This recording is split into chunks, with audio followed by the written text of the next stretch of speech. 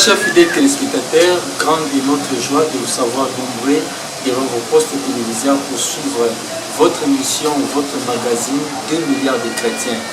2 milliards de chrétiens, élevons le nom de notre Seigneur Jésus-Christ et l'émission qui étend son royaume dans toutes les extrémités du monde. 2 milliards de chrétiens pour permettre à ce que l'évangile soit vraiment étendu. Nous avons mis en place une rubrique qu'on appelle les rendez-vous avec le Seigneur. Suivons d'abord notre rubrique, les rendez-vous avec le Seigneur, et on se retrouve tout juste après. Les centres missionnaires Philadelphie organisent 21 jours de jeûne et prière, dénommé Bunda 21.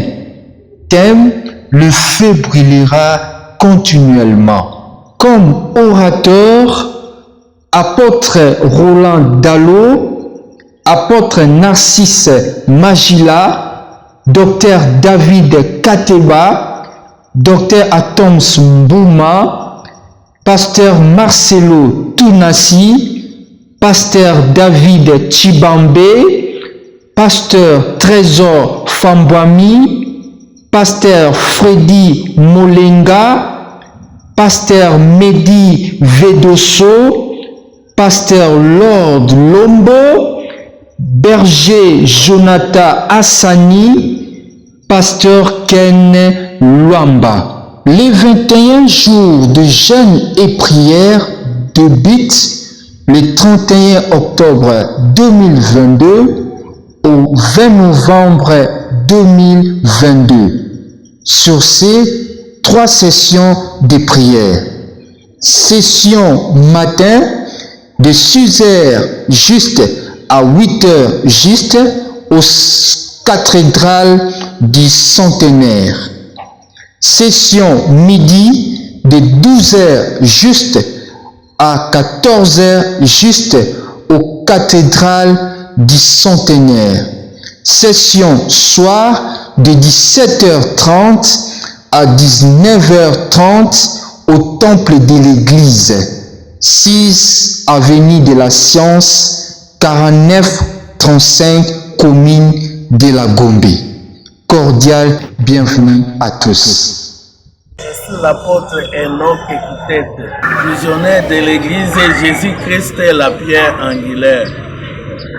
Oizwami, commune Angaliema, quartier Lukunga, avenue Ndombe numéro 16. Référence sur le ma pompage, qui est à Rema Loueka.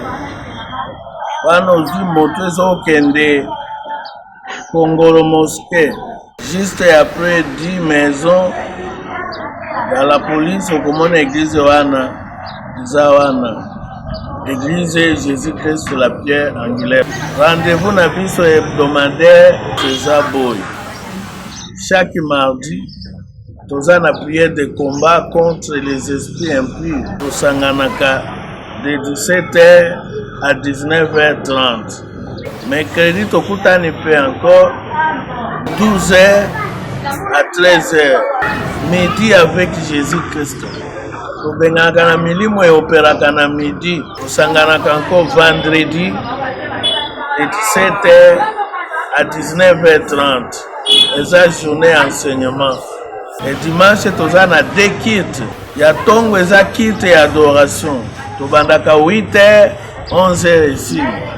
Deuxième kit bandaka 16h30 ici na 18h30. Eza kit ya combat contre les esprits impurs. Koki kobenga biso encore na numéro 089 89 82 340. Wana numéro WhatsApp 081 091 76 60. Merci. Jésus-Christ va pas me la vie. De retour dans notre plateau de 2 milliards de chrétiens, dans lequel nous recevons pour vous un homme de Dieu, un frère en Christ. Nous recevons pour vous l'homme de Dieu, le frère Jean-Claude Mafuta, délégué paroissial des OPEM, œuvre pontifical et missionnaire. Cet homme de Dieu, ce frère en Christ, est un théologien, philosophe et puis juriste de formation. Et c'est avec ce frère que nous allons parler de la part de notre Seigneur Jésus-Christ de Nazareth. L'homme de Dieu, bonjour. Bonjour, monsieur le journaliste, welcome, et merci pour l'invitation qui m'a été adressée. L'homme de Dieu, je venais te présenter aux nombreux téléspectateurs de 2 milliards de chrétiens. Nous sommes vraiment très ravis de vous recevoir ici dans cette émission, dans ce magazine 2 milliards de chrétiens. Et nous osons croire qu'avec vous, le peuple de Dieu seront édifiés par rapport à ce que le Seigneur a mis dans votre cœur. Et le fidèle téléspectateur, avec cet homme de Dieu, le frère Jean-Claude Mafuta, nous allons parler de ce thème. Le thème, c'est Église et salut intégral. Église et salut intégral. Mais l'homme de Dieu, il y a beaucoup de thèmes, certes, à développer, mais qu'est-ce qui vous a piqué? Qu'est-ce qui vous a motivé à ce que vous puissiez mettre sur la place publique ce thème aussi, Église et salut intégral? Merci beaucoup, monsieur le journaliste, pour la question qui m'a été adressée par vous. Effectivement, il y a plusieurs thèmes dans le monde actuel concernant l'Église. Mais nous avons accepté de répondre à votre invitation pour parler essentiellement du thème Église et salut intégral pour plusieurs raisons. Je m'en vais seulement en énumérer quelques-unes.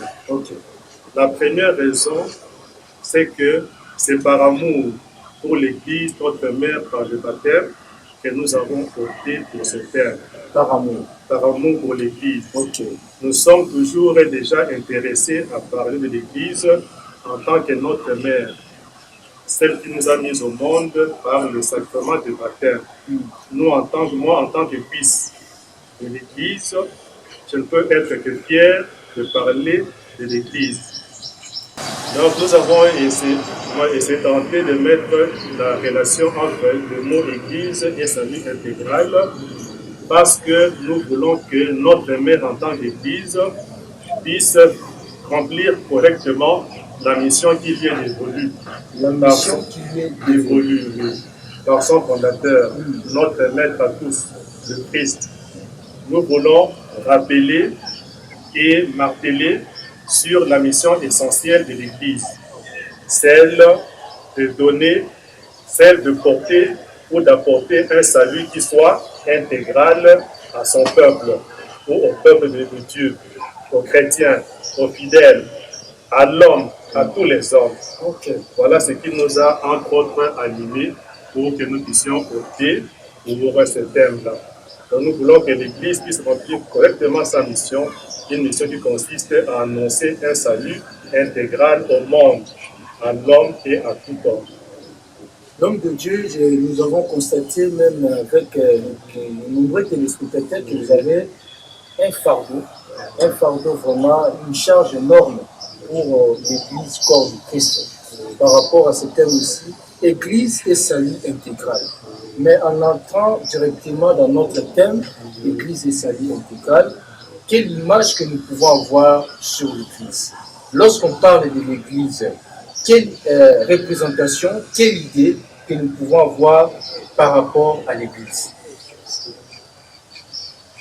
Merci pour cette deuxième question qui est aussi très pertinente. Pour bien comprendre, pour avoir une idée sur la notion d'Église, ou sur le concept d'Église, nous devons d'abord rentrer aux racines, à l'étymologie du mot. Le mot Église vient du latin ecclesia. En latin, ecclesia veut dire communauté, groupement d'hommes, assemblée. Mais l'Église n'est pas n'importe quel groupement d'hommes. L'Église n'est pas n'importe quelle réunion d'hommes. L'Église n'est pas n'importe quelle assemblée. L'Église, c'est le peuple de Dieu. L'Église, c'est une communauté convoquée par Dieu. C'est l'ensemble des enfants de Dieu. L'église, c'est la bergerie de Dieu. Ok. L'église, c'est le bercail. C'est l'arche, le navire où nous devons entrer pour atteindre le salut, pour rencontrer Dieu. C'est ça l'église. L'église est même comme une sentinelle, un goël, un protecteur des enfants de Dieu, du peuple de Dieu. Pour conclure, l'église est le nouvel Israël. Le nouvel Israël, c'est nous. Les enfants de Dieu, présentement, ce ne sont plus seulement les enfants d'Israël de l'époque, l'Israël ancien, mais tous ceux qui sont dans l'église, tous ceux qui croient en lui par le Christ, qui sont dans l'église. C'est la raison pour laquelle l'église est le second Israël, le nouvel Israël, ou bien le nouveau peuple de Dieu, en remplacement de l'ancien peuple qui est Israël. En général, quand on parle du mot église, on voit d'abord le bâtiment. Mais il faut aller au-delà. L'église, c'est plus que les bâtiments. Parce que pour prier, on ne doit pas seulement prier dans un bâtiment, on peut prier aussi ailleurs. L'église, c'est partout où il y a les enfants de Dieu. Parce que le mot église veut dire communauté, rassemblement des enfants de Dieu, groupement. Alors, donc, il faut aller au-delà. Il faut dépasser le sens strict au sensu pour aller au-delà. L'église, c'est là où, parce que Jésus dit, là où 2 ou 3 sont réunis en mon nom, je suis au milieu d'eux. Là où le Christ est, c'est déjà Dieu qui est là. Là où les chrétiens sont, ce sont les enfants de Dieu. Comme Christ est avec eux, donc c'est déjà l'église. D'ailleurs, c'est la raison pour laquelle on appelle aussi la famille église domestique. L'église ne commence pas pendant qu'on se rassemble dans le bâtiment, sous le toit, appelé entre parenthèses église. L'église commence dès la famille. L'église commence là où il y a 2 ou 3 qui sont réunis au nom de Dieu, au nom de Christ. Et je voulais même terminer pour dire que par rapport à notre thème d'aujourd'hui, on pourrait même dire que l'église, c'est la communauté qui est convoquée pour un salut intégral. Pour un salut intégral. Un salut qui soit total, un salut qui soit complet. Tout justement, l'homme de Dieu, Dieu nous appelle pour que nous soyons sauvés et que nous soyons sauvés totalement, intégralement. Dans votre thème ici que vous avez mis à la place publique, Église et salut intégral. J'aimerais maintenant aller du côté salut intégral. Mais quand vous parlez du salut, qu'est-ce que nous pouvons comprendre par salut? Et ajouter à cela, à ces saluts-là, vous avez ajouté encore intégral. Merci beaucoup, monsieur le journaliste, pour votre question. Sur le mot salut, il y a beaucoup à dire. Je serai bref, faute de temps. Pour bien comprendre la notion de salut et mettre cette notion-là en relation avec le mot intégral, il faudrait d'abord que nous puissions encore une fois retourner aux racines, à l'origine même du mot salut. Le mot salut vient du latin salus, salutis, qui veut dire action de sauver. Action de sauver. Voilà, action de sauver. Celui qui vient sauver est appelé en latin le salvator, le sauveur. Action de sauver, action d'apporter la délivrance. Salut peut aussi s'entendre comme étant une délivrance. Celui qui apporte la délivrance, apporte le salut, on peut l'appeler aussi sauveur, qui vient sauver. Alors le mot salut peut aussi s'entendre comme étant celui qui vient tirer quelqu'un ou les hommes du gouffre. On peut seulement prendre un exemple. Si quelqu'un se noie et que vous le tirez de la rivière pendant qu'il voulait se noyer, qu'il était prêt à se noyer, à se perdre, vous lui avez apporté le salut. C'est ce que le Christ a fait. Il a quitté le ciel pour habiter la terre. Il a procédé par une incarnation. Il a pris la chair humaine pour venir tirer l'homme qui se perdait, n'est-ce pas, et l'aider à retrouver le nord. Christ l'a fait. C'est ça que Christ a fait. C'est pourquoi Christ est sauveur. Donc Christ a fait cela. il nous a apporté le salut, il est notre sauveur, parce qu'il a quitté le ciel pour venir jusqu'à la jusque sur terre, n'est-ce pas, habiter parmi les hommes pour nous aider à retrouver le paradis. Nous qui étions condamnés par Dieu de suite du péché originel commis par nos deux premiers parents, Adam et Ève. Christ est notre sauveur. C'est la raison d'être du mot sauveur attaché à Christ. Voilà. Grâce à lui, on peut encore appeler Dieu notre Père. Grâce à lui, nous avons retrouvé le chemin du paradis. Grâce à lui, nous qui étions dans les ténèbres du péché, nous sommes maintenant dans la lumière. Nous sommes maintenant dans la grâce, sous la grâce de Dieu. Dieu est notre Abba, Dieu est notre Père, une fois de plus, grâce à l'action menée par le Christ depuis son incarnation. Donc, c'est ça le salut. Action de sauver, action de délivrer. Alors, maintenant... vous n'êtes pas limité au salut. Vous êtes allé plus loin. Vous avez dit salut intégral. Voilà, c'est ça. Alors, pour comprendre la corrélation qu'il y a entre le mot salut et le qualificatif intégral, il y a un moyen de nous référer aux Écritures. Okay. Par exemple, dans Jean 10, le Christ dit « Moi, je suis le bon pasteur ». Jésus, en tant que bon pasteur, bon berger, il vient pour une vie qui est abondante, une vie pleine, une vie intégrale. Une vie qui est abondante, une vie pleine. C'est ça. Donc, il vient, autrement dit, pour un salut total. Il vient pour nous sauver totalement et non pas partiellement. Le mot intégral veut dire complet. Ce qui n'est pas en partie, mais ce qui est complet, ce qui est total, ce qui est plein. Alors, quand Christ dit que lui, en tant que bon berger, vient pour que nous ayons la vie et que nous l'ayons en abondance, c'est ça le salut. Autrement dit, il vient pour nous sauver totalement. Mais et non pas pour nous sauver intégralement, non partiellement. C'est la raison pour laquelle nous nous sommes dit que l'Église, en tant que continuatrice de l'œuvre du Christ, doit emboîter le pas à son maître en apportant une vie pleine, un salut intégral, mais une vie abondante. Mais l'homme de Dieu, quand Jésus-Christ de Nazareth, qui est notre sauveur, qui nous a sauvés, il dit qu'il vient nous sauver, il vient nous apporter une vie pleine, une vie abondante. Mais cette vie pleine et vie abondante, ça va se manifester comment? Qu'est-ce qu'il veut nous donner concrètement? Voilà. Jésus-Christ de Nazareth. C'est une très bonne question. Quand le Christ dit qu'il vient en tant que bon pasteur pour nous apporter une vie pleine, une vie abondante, cela veut dire, comme je l'avais déjà énoncé, qu'il veut nous apporter un salut intégral. Salut intégral s'entend comme le salut de l'âme, mais aussi du corps. Salut de l'âme, mais également le salut du corps. Autrement dit, que lui ne vient pas pour sauver seulement une partie de l'homme. Il vient pour sauver et l'âme et le corps.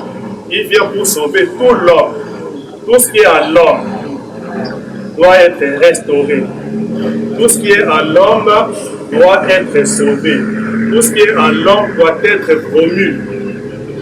C'est ça, le salut intégral. C'est la raison pour laquelle, pour prendre seulement quelques exemples, quand nous allons dans Matthieu, chapitre 14, versets 13 à 26, vous allez voir que le Christ multiplie aussi du pain pour ceux qui ont faim. Lui qui vient annoncer la bonne nouvelle, lui qui vient d'abord sauver spirituellement, lui qui vient d'abord sauver les âmes, mais il pense aussi au corps.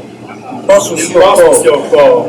Il sait que les hommes à qui il annonce la bonne nouvelle doivent aussi manger pour être disposés à suivre la bonne nouvelle que je leur annonce de la part de Dieu. Alors on peut même aller plus loin. Dans Matthieu 15, versets 29 à 39, il multiplie encore le pain. Dans Luc 11, verset 1er et suivant, jusqu'à 4 ou 5, il apprend à ses apôtres la prière du Notre Père. Et si vous suivez pas à pas cette prière-là, vous allez voir que là-dedans, il nous apprend à solliciter de la part de Dieu un salut qui est intégral. Parce que vers la fin, il nous demande de terminer en disant: Dieu, notre Père, délivre-nous de tout mal. De tout mal. Voilà, tout. C'est le totus en latin, le total. C'est ça le mot intégral. Délivre-nous de tout mal. Pas seulement du mal spirituel, pas seulement du mal physique, mais de tout ce qui est mauvais en nous. Tout ce qui est mauvais en nous. Ça peut être le péché. Tout ce qui est mauvais qui touche, voilà. Qui peut toucher l'âme, voilà. Qui peut toucher aussi le corps. Exactement. Exactement ça. C'est ça. Délivre-nous de tout mal. Apporte-nous un salut qui puisse nous aider à être totalement sauvés, à tout point de vue. C'est ça le salut intégral. Le salut de l'homme dans toutes ses dimensions, sous tous ses aspects. C'est ça le salut intégral. C'est ça le salut intégral.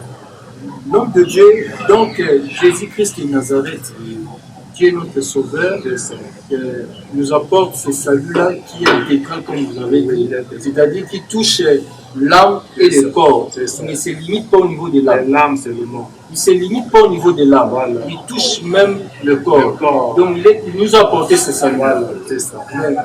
C'est pas nous, l'homme de Dieu, la relation que vous avez mis en place, mis en œuvre entre l'Église et le salut intégral. C'est ça.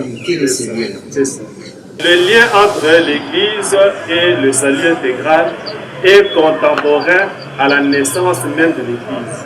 Okay. C'est contemporain. Pendant que le Christ fonde son Église, la mission qu'il leur confie, c'est déjà d'annoncer un salut, d'apporter un salut intégral. Depuis que l'Église est Église, elle travaille pour un salut intégral. Dieu ne peut pas, là où Dieu est, c'est l'abondance. Là où le Christ est, c'est la plénitude de la vie, comme il dit lui-même.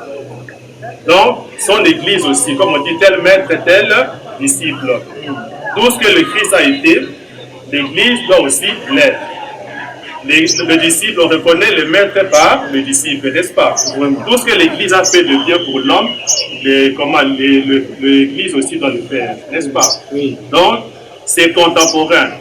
C'est la vocation même de l'Église. C'est la vocation de l'Église. Oui, voilà.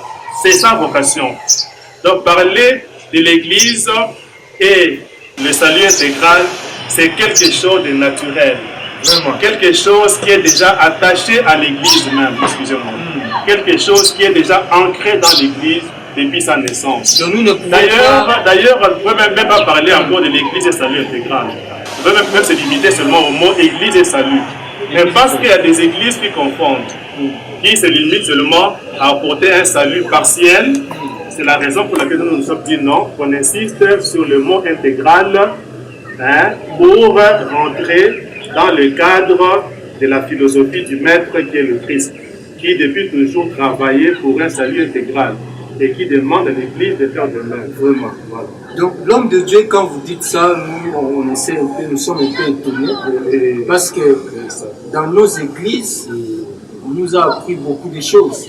Il y a d'autres églises, ils nous ont même donné la mission principale, la mission qui reste incontestable de l'église, c'est tout simplement annoncer l'évangile, former les disciples, baptiser les croyants et amener ces croyants-là, de préparer leurs âmes à la rencontre de notre Seigneur Jésus-Christ. Donc là-bas, on insiste toujours sur le salut de l'âme. Mais quand vous parlez de l'intégralité, vous voulez dire quoi exactement? Dans l'intégralité, qu'est-ce que l'Église doit faire concrètement pour qu'il apporte le salut que Jésus comme mission, que ce salut-là soit intégral, non seulement au niveau de l'âme, mais aussi au niveau du corps, comme vous venez de le dire. Merci beaucoup pour la question. L'Église a toujours travaillé pour le salut intégral de l'homme. Autrement dit, le salut total, la délivrance totale de l'homme. Mais il arrive, comme vous l'avez dit, que certaines églises puissent confondre au lieu de travailler pour le salut intégral, elle ne se limite qu'au salut de l'âme. C'est une mauvaise interprétation. Or, le paradis pour l'homme commence sur terre. On commence à préparer le lendemain aujourd'hui. Comme on dit, demain se prépare aujourd'hui. Alors l'Église est là pour préparer le lendemain. Il faudrait que l'homme, que l'Église évangélise, sente déjà qu'il est en train d'avancer vers le paradis. Qu'il sente déjà la bonne odeur du paradis dès maintenant, en étant à l'aise ici et maintenant, comme il sera très à l'aise encore dans le paradis, face à face avec Dieu. Donc, les églises qui se limitent encore au salut de l'âme sont, comment dirais-je, sont un peu en retard. En retard. Mais, oui, ils sont un peu en retard. Par rapport à la mission, je ne sais pas. Par la mission, elles doivent aller au-delà, ils doivent élargir leur assiette, leur pastorale, et démontrer que l'évangile apporté par le Christ est une sève vivifiante. C'est une vie. Ce n'est pas une lettre morte. On peut souvent prendre un exemple. Pour les gens qui connaissent la disette, la famille, vous allez leur parler seulement du salut de l'âme. Non, il faut un évangile en situation. Un évangile qui rencontre leur situation. Il faut un évangile du temps présent. Un évangile qui s'adapte à leurs conditions. Un évangile existentiel. C'est ça. Oui. Alors, qui parle d'évangile existentiel ou du temps présent, vraiment il parle du salut intégral. Je leur annonce la bonne nouvelle, mais que je puisse aussi être capable de trouver, si c'est possible, des solutions à leurs problèmes concrets, à leurs problèmes qu'ils vivent ici et maintenant. C'est d'ailleurs le cas avec le Christ. Il a travaillé, il est venu pour le salut de l'âme, non? Oui. Mais il a aussi travaillé pour se prendre en charge. Jésus-Christ a travaillé aussi. Il a travaillé aussi. Okay. Comment le fils du charpentier, le fils de Joseph. Il a travaillé de ses mains. Il a versé de sa sueur pour se prendre en charge et ne pas être pris en fait par d'autres. Il a travaillé. Il a produit. C'est le cas aussi avec les missionnaires à l'époque qui nous ont apporté l'évangile. Quand ils sont passés, ils ont créé des écoles, des centres de santé pour que l'homme se soigne et qu'il soit à l'aise pour suivre l'évangile et le mettre en pratique. Les missionnaires, ils ont créé même les écoles. Des écoles. Même les centres de santé. Des santé, très bien. C'est ça. Cela est lié toujours au salut intégral. C'est toujours lié au salut intégral. C'est dans la mission du salut. C'est dans la mission même, oui. Je ne dis pas que hors du salut. Ils ne sont pas du tout en dehors. Parce qu'il faut sauver l'homme et tout l'homme. L'homme et tout l'homme. Tout ce qui est en l'homme. Vraiment. Tout ce qui est en l'homme. Par exemple, les écoles, pourquoi elles sont créées? C'est pour que l'homme à qui on annonce la bonne nouvelle ait un niveau. Qu'il puisse bien comprendre cet évangile-là et qu'il puisse même le vulgariser comme cela se doit, après qu'il l'ait bien compris. Ce qui est vrai, c'est que la mission première, c'est d'abord le spirituel, c'est l'âme, mais ça doit aller de pair avec le salut du corps aussi. Du corps. C'est ça. L'homme de Dieu, vous voulez nous dire, parce qu'il y a des amis téléspectateurs qui nous suivent, il y a même des hommes de Dieu qui ont des églises, et surtout ici à Kinshasa, même ici au Congo. D'une manière générale, nous avons, en tout cas, on a plus de 100 000 églises, on en a beaucoup. Ils sont en train de nous suivre à ce moment ici. Vous voulez nous dire qu'au-delà de préparer les âmes pour la rencontre de notre époux Jésus-Christ de Nazareth, il faudrait aussi que nous songeons aussi, pour être pratique, à construire aussi des écoles. C'est ce que vous voulez. Ce n'est pas mauvais du tout. C'est pas mauvais. Oui, parce que par exemple, pour prendre l'exemple les centres de santé, les centres de formation, tout ça, les orphelinats, je ne sais pas. Mais quel est alors le rôle du gouvernement dans tout ça? Est-ce que l'Église doit remplacer les gouvernements? Voilà, merci beaucoup. Très bonne question, une question très pertinente. Les écoles, par exemple, quand on construit une école, on évangélise aussi par là. Parce qu'il y a le cours de religion, il y a aussi la catéchèse scolaire. L'Église passera aussi par là pour évangéliser. On peut prendre un exemple. En Europe, le développement de l'Occident vient entre autres de l'Église, par les moines au Moyen-Âge. Le retroussant les manches a commencé avec les moines qui ont appris à travers l'évangélisation aux Occidentaux à l'époque à retrousser les manches, à procéder par le travail agricole, base, socle du développement. Donc, voilà, c'est l'Église. Ça a commencé par là, au Moyen-Âge, avec les moines, qui ont appris le travail de la terre. Le travail de la terre. Ne venez pas seulement pour écouter, mais venez aussi pour sauver votre corps en travaillant. Pas seulement faire des dons, mais apprendre aussi à travailler pour le salut du corps. Construire les écoles. Construire les écoles, par exemple. Les centres de formation. J'ai parlé des écoles. Par exemple, par l'école, c'est bien. L'Église doit construire des écoles. Parce que l'école est un haut lieu d'évangélisation. L'école est une voie que l'Église ou que les églises utilisent pour évangéliser. Par exemple, dans les écoles catholiques, le cours de religion, c'est le programme de l'Église catholique. C'est la confession catholique. Dans les écoles protestantes, vous allez voir là-bas le programme tel qu'est dicté par l'Église protestante. Pourquoi? Parce que l'Église sait que l'école est un moyen, est un canal. C'est parmi les canaux pour évangéliser l'homme. Ce n'est pas mauvais. Ce n'est pas mauvais. C'est la même chose pour les centres de santé. Voilà. Quand vous y allez, par exemple, vous allez voir là-bas que quand les infirmiers sont là, les médecins qui sont là, travaillent, ils révèlent le visage du Christ, qui a soigné, qui a guéri, qui a délivré les malades à l'époque. Par leur comportement, les malades se sentent en face du Christ, mais des saints. En face du Christ, sauveur des l'âme. Ce n'est pas mauvais. Mais ce n'est pas pour cela que l'Église doit remplacer l'État. Non. Mais l'Église risque de rendre l'État démissionnaire. Non, l'Église... Construire les écoles, les centres de formation, les centres de santé, c'est de l'apanage du gouvernement. Donc comment vous liez encore notre salut, les saluts intégral, la construction des centres de formation, de santé et puis les écoles? C'est l'apanage du gouvernement. Mais si l'Église peut aider, en quoi cela est mauvais? Tout ce que vous dites là-bas est vrai, n'est-ce pas? C'est l'apanage du gouvernement, c'est parmi les prérogatives du gouvernement. Nous n'en disconvenons pas. Mais si l'Église peut apporter un plus par rapport à ce que le gouvernement fait déjà, c'est quelque chose.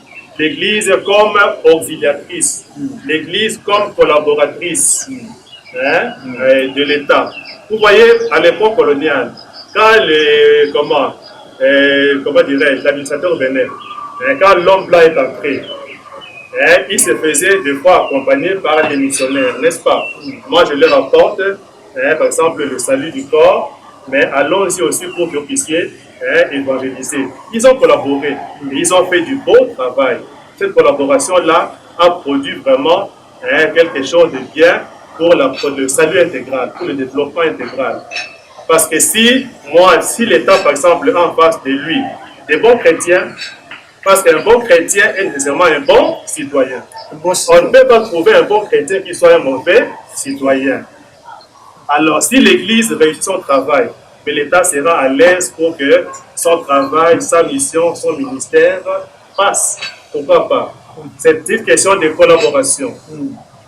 Ce qui est vrai, c'est que l'État a sa mission à lui, l'Église aussi, mais ils peuvent se serrer les coudes. Ce n'est pas une opposition, mais une collaboration.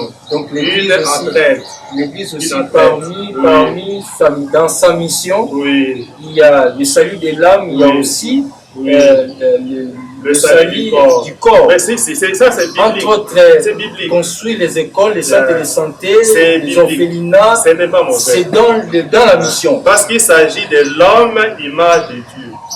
L'homme qui est dans l'État, là, c'est le même homme qui se trouve dans l'Église. C'est le même homme, c'est l'image de Dieu. C'est l'image de Dieu. Alors, pourquoi ne pas l'aider? Pourquoi ne pas l'assister quand il le faut? Quand il y a des moyens pour l'assister. Quand cela le permet, quand les moyens le permettent, pourquoi ne pas l'assister aussi? pourquoi ne pas l'assister, entre autres, par des écoles, par des centres de santé, par des orphelinats et tout le reste. Ce n'est pas une contre-indication du tout. Vous pensez que l'Église actuelle répond à cette mission de manière complexe? Oui. L'Église actuelle, en tant qu'observateur, vous constatez que vous pouvez dire que l'Église présentement là, si Jésus venait, et en ce qui concerne le salut du corps, est-ce que l'Église répond vraiment à cette demande? L'Église ou les églises actuelles répondent. Je ne peux pas être pessimiste. L'Église actuelle répond. Et comment dirais-je, de façon parfaite à la mission qui lui est dévolue. D'ailleurs, c'est la raison que nous voyons ici, oui. Ils sont pleins presque partout. Vous pensez que c'est ça. Du côté corps, vraiment, nos églises répondent vraiment. Mais il en existe qui n'ont pas encore bien compris la notion ou intégré. Pas compris, mais qui n'ont pas encore bien intégré cette notion-là de salut. Et que quand Christ parle de salut, ça doit être intégral. Il y en a qui prennent encore le pied. Il y en a qui prennent encore le pied. C'est la raison pour laquelle nous avons un auteur, d'ailleurs, russe, Karl Marx, qui disait la religion ne doit pas être l'opium du peuple. La religion ne doit pas être l'opium du peuple. Donc on ne doit pas se limiter dans l'église à prier seulement, à dire Amen, au credo et tout le reste. Non. Ou bien à déveiller. Non. Non. L'église doit être réaliste. Sauver l'homme dans la situation qui est la sienne présente. Or, chacun des hommes de ce monde est dans une situation particulière, spéciale. L'Église doit le rencontrer. Comme le disait le pape Paul VI, l'homme est la route de l'Église. À la fin des temps, la question qui sera posée à l'Église, qu'as-tu fait de l'homme que je t'ai donné? Qu'as-tu fait de l'homme que je t'ai confié? Or, cet homme-là n'a pas été que âme, il a été aussi corps. Nature ou non sauvé intégralement. C'est ça que le Christ a fait, c'est biblique le salut intégral. C'est vraiment biblique. L'homme de Dieu, nous sommes arrivés pratiquement à la fin, déjà à la fin de cette émission, 2 milliards de chrétiens. J'aimerais que vous puissiez observer, regarder de près vraiment, parce qu'il y a un homme de Dieu, il y a un pasteur, il y a un abbé, il y a un fidèle, et vraiment il y a beaucoup de gens qui sont accros déjà à ce programme 2 milliards de chrétiens, qui nous regardent à cet instant. Qu'est-ce que vous pouvez vous dire? Qu'est-ce que vous allez nous dire concrètement ce qui concerne l'Église et le salut intégral? Regardez cet homme-là, regardez cette femme-là, réfléchissez à cet instant. Qu'est-ce que vous voulez dire de cet instant? Comme dernier mot, je dirais ceci, que le terme salut intégral, le rapport à l'Église, est vraiment actuel. C'est un terme qui ne sera jamais dépassé. Depuis que l'Église est Église, elle a toujours œuvré pour le salut intégral de l'homme. Autrement dit, le salut total, le salut complet pour l'homme, image de Dieu. Alors, autrement dit, le salut intégral de l'homme, c'est la vocation, c'est la substance même du mandat qui a été confié par le Christ à son Église. En apportant un salut intégral à l'homme, l'Église se montre comme une mère, comme une maman, qui s'occupe totalement des soins de ses enfants. Et des soins spirituels, et des soins matériels, corporels et tout le reste. L'Église est notre mère et doit soigner, sauver l'homme complètement, à l'exemple d'une bonne mère de famille. Là où Dieu est, c'est l'abondance. C'est ça le salut intégral. Bravo aux églises qui ont compris cela, parce que cette mission-là est biblique. Le Christ lui-même en a témoigné. Il a sauvé et l'homme, et l'âme plutôt, et le corps. Bravo donc aux églises qui s'y attendent déjà. Nous demandons aux églises ou à l'église qui traîne encore le pied d'emboîter le pas au Christ et aux églises sœurs. Le salut intégral de l'homme n'est pas en dehors de la mission confiée par le Christ à son église. Moi, c'est M. Mafuta, Jean-Claude, fidèle catholique de la paroisse Saint-Cyprien et précisément délégué des OPM, œuvre pontificale missionnaire. Fidèles téléspectateurs, nous sommes arrivés pratiquement à la fin de ce magazine 2 milliards de chrétiens qui a reçu pour vous l'homme de Dieu, le frère Jean-Claude Mafuta, délégué paroissial des OPM, œuvre pontificale missionnaire. C'est avec cet homme de Dieu que nous allons parler de ce thème. Le thème, c'est Église et salut intégral. L'homme de Dieu a martelé sur la mission de l'Église. Et l'homme de Dieu a dit qu'il est tout à fait d'accord de la mission de l'Église, que la mission de l'Église est d'annoncer l'Évangile, de former les disciples, de baptiser les croyants, de préparer les âmes à la rencontre de l'époux. Mais il y a encore un autre côté très important pour que ce salut-là soit vraiment intégral, c'est le salut non seulement de l'âme, mais aussi du corps. L'homme de Dieu a bien martelé sur le corps que l'Église a la mission aussi de s'occuper sur le social. L'Église peut construire les écoles, les centres de formation, les orphelinats, comme des veillards, et l'Église peut contribuer sur l'équilibre même de la santé de ses croyants, de ses fidèles. Voilà pourquoi il nous appelle, nous tous, nous, Église, pasteur, homme de Dieu, visionnaire d'une Église, missionnaire, révérend, pasteur, responsable d'une Église, de ne pas s'atteler sur l'âme, mais aussi de s'atteler sur les corps. Ça fait partie de la mission que Christ nous a donnée. Vous êtes tellement nombreux en train de nous suivre, vous êtes partout branchés à Brazzaville, à Kinshasa. Votre fidélité nous amène toujours à un niveau beaucoup plus élevé. Nous sommes très reconnaissants et nous remercions la grande équipe qui nous accompagne toujours. Platini, Samba Platini, et vous, entre nous, soit dit. Fixons donc rendez-vous prochainement avec le même plaisir. Ciao.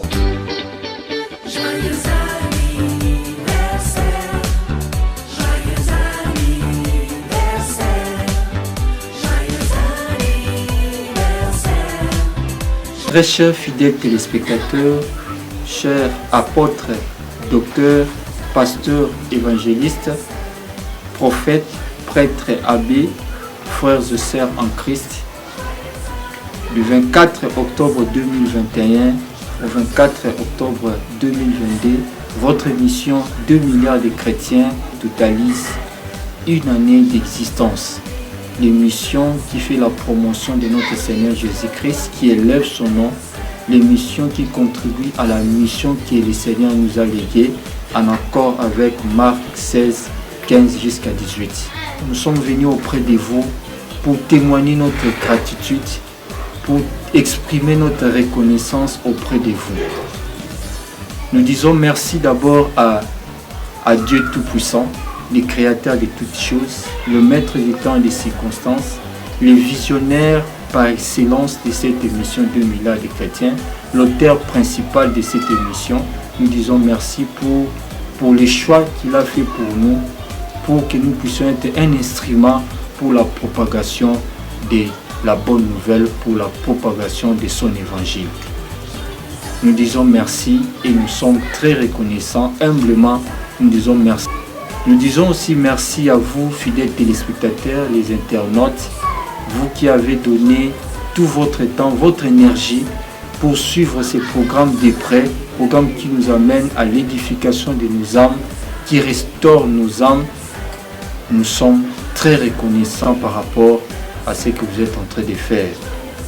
Et merci beaucoup pour vos remarques, vos suggestions, vos conseils, et tout ce que vous apportez, vos témoignages par rapport à cette émission 2 milliards de chrétiens. Nous vous disons merci et nous sommes sincèrement reconnaissants.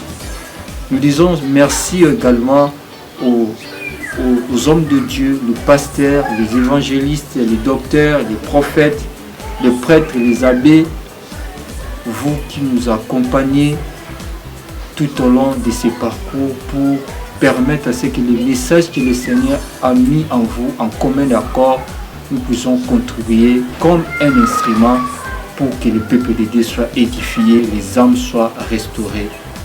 Nous vous disons donc merci pour cet attachement, merci pour cette collaboration. Nous disons encore merci de manière particulière aux hommes de Dieu qui, au-delà de tout, se sont décidés de s'accrocher de manière permanente pour accompagner 2 milliards de chrétiens dans cette mission, la mission évangélique. Nous disons sincèrement merci. Et nous ne pouvons pas vous quitter sans pour autant remercier le couple pastoral, le couple André Bikaï. Merci pour cette marque de confiance, merci pour cette collaboration. Sincèrement, nous vous disons merci parce qu'à travers ces supports, nous avons la possibilité d'atteindre un nombre plus élargi par rapport à la mission. Nous disons sincèrement merci le couple André Bikaï. Et nous pensons, fidèles téléspectateurs, pour les années à venir, apporter encore des innovations par rapport à cette vision et de nouveaux concepts seront mis en place pour permettre d'être encore plus proche de vous, chrétiens, téléspectateurs, afin que la mission que le Seigneur nous a léguée soit parfaite. Nos sincères remerciements.